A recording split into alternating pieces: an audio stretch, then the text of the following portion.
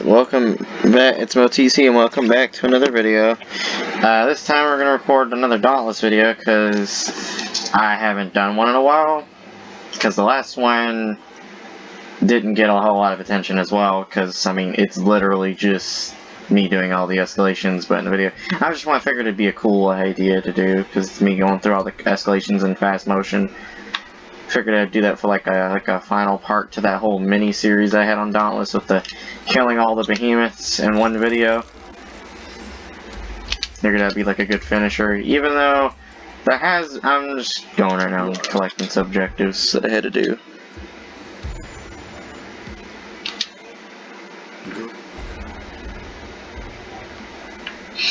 There has been some new behemoths that they added to the game. Mainly just two. Well, one of them doesn't really count. That's not where to go. I think it's in the journal. Yeah, it's not in here, but it is in the game. I think it's probably because they don't count it as a behemoth. This is the new behemoth, one of them. It's called PHAELANX. It's not like a variant or anything. No, it's not like a Scrave variant or Strike or anything. It's a full-blown just other type of bird they added. It's, like I said, its name is PHAELANX. It's actually supposed to be like a big mechanical bird that it's actually a fire element, which means that it would be exactly a rival to Scrave right here, because Scrave's the ice bird. There's an ice one and now there's a fire one. And yes, you can fight them anywhere else. I thought originally you could only fight the PHAELANX in the hunting grounds that it comes from, which was the Blazeworks. Because down here they have a special like island event where it's like threat level 24, even stronger than Chronivore. It's just like the Chronivore one where you have to do these little objectives, and then you can go to this big arena and fight fight the PHAELANX in it. But unlike Chronivore though, it's not like a unique, like one of those like crazy behemoths that has like its own legendary ability. It's not like a keystone behemoth, it's just a whole nother behemoth that's technically a boss behemoth. But they also added, there's the other one called Bloodshot Shrowd, which is actually just a variant of normal Shrowd. I don't really know much differences. We also have a little kitty cat here. It's not real little. Apologies for the voice crack. Their name's Autumn. We named them Autumn. We don't know if it's a boy or girl or anything, but we just call it a kitty. They really like to lay in my lap. And be all sweet. They're a really sweet cat. But yeah, they added Bloodshot Shrowd into some of the hunting grounds. So far, the only ones that he spawns in are Twilight Sanctuary and Blazeworks. Twilight Sanctuary is different because here it only spawns in through an island event, whereas the Blazeworks is just a normal behemoth you can find like the others. They made it for the PHAELANX. There's no point in me doing the Blazeworks now. Literally, the only reason I wanted to do that, or I was trying to get to it, is so that I could fight the PHAELANX. But if they're just gonna make it a normal behemoth that I fight, then there's no point in me going there. Because, like, they can spawn naturally like any of the others in Twilight Sanctuary and Paradox Breaks. And honestly, I could just go Paradox Breaks because that's the easiest one out of the three, and it's the only one, it's the last one on the list that's considered easy. And yeah, I've already fought PHAELANX a couple times now by pure accident. Also, you can fight them in the escalations as well. And so you can with Bloodshot Shrowd, which I didn't know you could. But yeah, we're gonna go do Paradox Breaks real quick. And I'm gonna show you what PHAELANX does. It's not guaranteed that I'm gonna get PHAELANX right off the bat. I might have to fight a couple behemoths before I get it.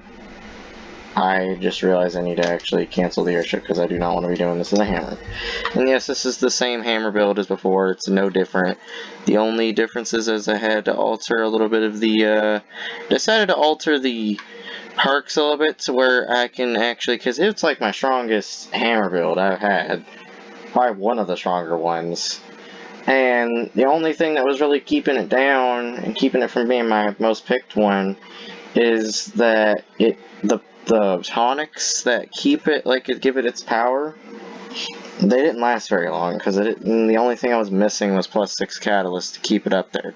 So I decided to replace the Pangar helmet that I had with Thrax's helmet, which is much better choice, because now I'm able to have both catalyst on the helmet and in the cell slot, which I did the same thing for Pangar, which had Knockout King on the helmet and in the cell slot, and replace +3 catalyst with the +3 tenacious, because tenacious, it's not a big difference even at +6, it's only like a slight increase, but it's not that much. So now that I have +6 catalyst, I also decided to change the color from red to blue. I like the red color and all that, but I kind of wanted to switch it to this instead, so now this is my red and black build now. I think it looks pretty good. Yeah, I love the flames coming out of the eyeballs. Like the silver and black like coat. That's actually Koshai's jacket. I don't have a lot of red. I have a lot more dyes that are I have a lot more variations in blue dyes than red dyes. Red dyes only have like 2. Technically 3. I got the Sanguine dye, Vengeance dye, or is that Sanguini? Is that Sanguini or just Sanguine? Or Sanguine. Sanguine. Sounds like some penguin. And there's Vengeance, which is what I used for the majority. You don't say Vengeance E. Yeah. And then Sunburn. And then Wildfire is more like an orange. I think that one's from... These ones are from Behemoths. Riftborn is obviously Riftstalker. The Supernova, I'm pretty sure, is Rezakiri. The Sub-Zero, not from Mortal Kombat Sub-Zero. That one's from Pangar, I think. And then Wildfire, I'm pretty sure, is Hellion. The Plume would be Moonreaver Shrike. I think Unbreakable Die is supposed to be Skarn. The Rockstar is supposed to be Karabak, or at least Razorwing Karabak. Vicious Die, I think, is Koshai. The Opalescence, I think that one's Opalescence is supposed to be, I'm trying to remember, Vormir, I think? Or not Vormir, Valamir. Vormir is the planet from Infinity War, or Marvel. But the Soul Stone, if you know what that is, if you watch Marvel. Which I don't know, but not everybody does. Apparently I'm still missing some. The Smolder Die, the Sovereign, oh wait, no, the Sovereign is the Koshai one, I think. Bloodfire one is from Embermane. Dominion, I don't know. I know it's not Shrouds, I don't think. Sagacity. I guess Sagacity. Grievance, I think, is Rachel Nasher. Virtuoso, I don't remember. And then Sagacity, I think that one's Scrave. I think that one's Scrave, it might be. So yeah, it might be Charog, Scrave, Embermane, and I think Koshai. I don't know. I wish it actually told you what behemoths they were from. Okay. And yes, you're probably wondering why I don't have a weapon cosmetic for the sword. I do have a couple of them, but the ones that I have, none of them actually match the outfit. Like, I got that one, and that one. I used to use that one. That one was my favorite one. I figured another reason why I wanted to switch them up to where this one's red and black and this one's blue, instead of this one being blue and this one being red, is because I wanted to try to make that as an excuse so that way I can get that fire sword that Oz is selling over here. Well, it's not in there right now because I gotta do the rumors. Anyway, I'm gonna cut the video here until I find a phalanx and we'll start it back up.